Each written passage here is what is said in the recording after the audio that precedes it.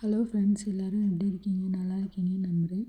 இன்றைக்கி நான் தக்காளி சாதமும் பன்னீர் ஃப்ரையும் பண்ணியிருக்கேன். அதுக்கான ரெசிபி நான் என்னென்னு சொல்கிறேன். தக்காளி தனியாக சாதத்தை வடித்து எடுத்து வச்சுக்கிறணும்.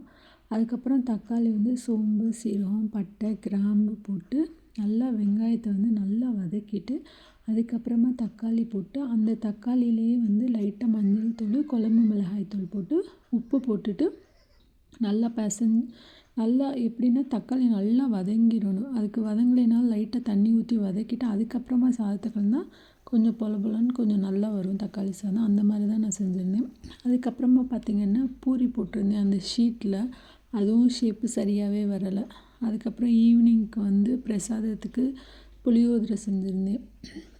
இது எனக்கான பன்னீர் செஞ்சுருந்தேன். அது அப்படியே தீஞ்சு போயிடுச்சு. அப்புறம் பால் சாமிக்கு.